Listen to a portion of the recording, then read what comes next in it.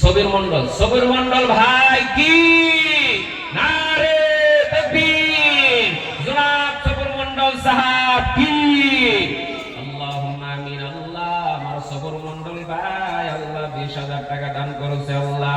আল্লাহ সবির মন্ডল ভাইয়ের ঘরের মধ্যে আল্লাহ পূর্ণিমার চাঁদের মতন ছেলে নিয়েছে আল্লাহ।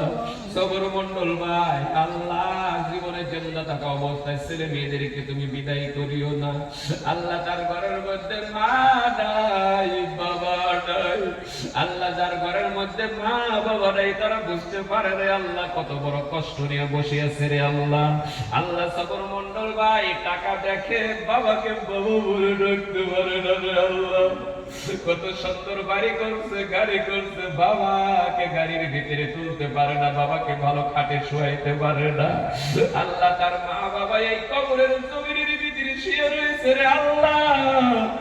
ওই মা বাবা সবর মন্ডলের দিকে অনেক সময় তাকায়া ছিল রে আল্লাহ। তুমি তো বলছিলা যখন মা বাবাকে কবর থেকে কবুল করো ছেলে মেয়ে 50,000 হাজার লাখ টাকার দিকে তাকাইবে না, নিশ্চয় তার মা বাবাকে কবুল করো রে আল্লাহ। আর দেরি করিও না, তার মা বাবার কবরের ভিতরে তুমি জান্নাতি তোষকের ব্যবস্থা করে দাও, সকলেই বলুন আমিন ইনশাআল্লাহ। বাবা 2 নম্বরে কোন পাগল আছে রে বাবাজি? আজকে দেখেন সবর মন্ডল হাতে টাকা নাই, টাকা নাই, মা বাবার কথা মনে হয়েছে। আজকে আউলাতুলি অঞ্চলের ভিতরে কবর, আজকে কবরবাসী মনে হয় আমরা ঈদের দিনে যেরকম ফুর্তি পাই, কবরবাসী আজকে ঈদের চাইতে বেশি খুশি হয়েছে রে বাবা। কারণ হলো তারা জানে আল্লাহ অমুক তারিখের ভিতরে এবং 22 তারিখের ভিতরে যে জলসা হবে, নিশ্চয় আমার সন্তান আমার জন্য কিছু দান করবো। আমার 2 বিঘা 3 বিঘা মাটি ছিল, আমি শুধুমাত্র কিছু নিয়েছি নাই, সব আমার সন্তানকে দিয়েছিলাম।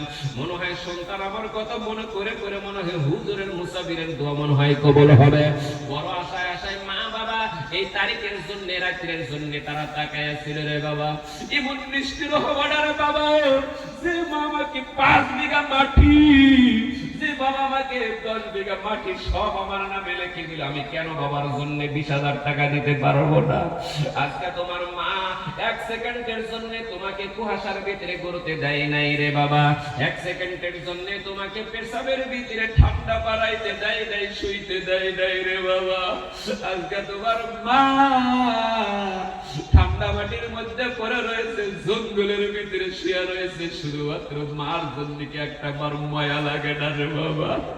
তোমার যখন বেমার হয়েছে লক্ষ্য করে দেখো রে বাবা, মা আল্লাহর কাছে নিয়ত করেছে, আল্লাহ আমার কলিজার টুকরা সন্তানের বেমার যদি ভালো করে দেবি 10 দিন পর্যন্ত রোজা রাখবো। মা চুল বিছায় বিছায় কান্দে, আল্লাহ আমার কলিজার টুকরা সন্তানের বেমার তুমি ভালো করে দাও।